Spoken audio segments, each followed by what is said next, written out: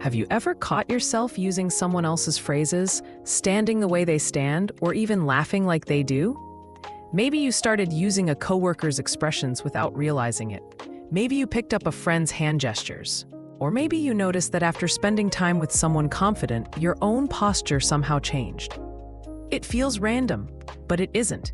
Your brain is constantly copying people, often without your awareness. And the surprising part is that it doesn't copy everyone equally.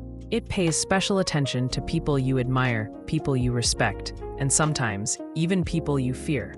This isn't weakness, it's human behavioral logic. And once you understand it, you'll begin noticing silent conversations happening all around you without a single word being spoken. People with high social intelligence recognize these invisible signals because body language isn't just about expressing yourself. It's also about revealing who influences you. Psychologists often refer to this as mirroring. It's the unconscious tendency to imitate another person's posture, gestures, facial expressions, speaking rhythm, or even vocabulary. Think about the last time you were with a close friend. If they leaned forward, there's a good chance you lean forward too. If they smiled, you probably smile back. This happens because our brains are wired for connection. Mirroring helps build trust, creates familiarity, and makes interactions feel more comfortable. But here's where it gets even more interesting. Mirroring doesn't only happen with friends. It also happens around people we see as higher status. Imagine you're sitting in a meeting with a respected executive. Without realizing it, you may sit a little straighter. You may speak more carefully. You may even adopt their pace of speaking or the way they use their hands. Your brain is quietly saying, "This person matters. Pay attention." It's an automatic adaptation designed to help us fit into social groups and learn from those we perceive as successful or influential. Now let's look at the other side. Fear can produce a surprisingly similar response. When someone intimidates us, our brains become highly focused on them. We watch their expressions.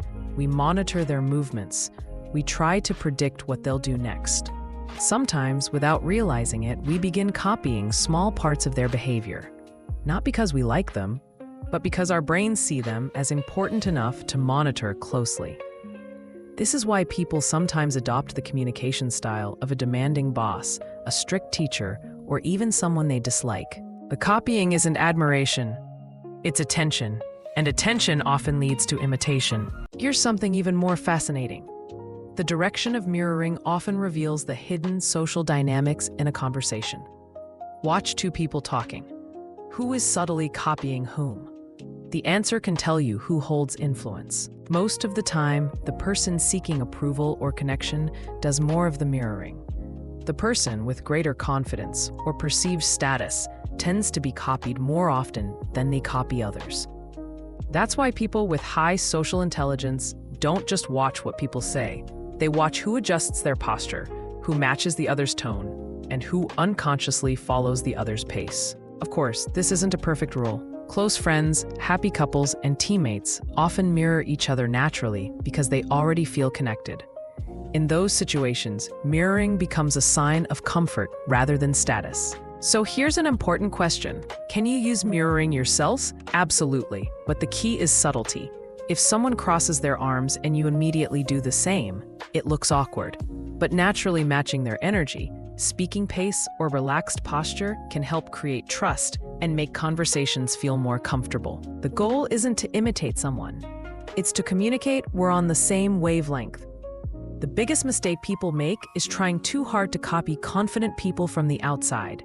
They imitate a posture, a voice, or a gesture, hoping it will make them appear more confident. Real confidence doesn't come from acting like someone else. It comes from understanding why those behaviors work and allowing them to become natural over time. The next time you're in a meeting, at a family gathering, or simply watching people in a cafe, pay attention. Notice who mirrors whom. Notice who everyone watches before making a decision. Notice whose body language quietly spreads through the group. You'll start seeing invisible patterns that most people completely miss, because human behavior is always communicating, even in silence. And once you learn to read those silent signals, you'll never look at conversations the same way again. If you enjoyed decoding the hidden logic behind everyday interactions, subscribe to Social Synapse. Every week, we explore the psychology, social dynamics, and human behavior that shape the way people think, connect, and influence one another, often without realizing it.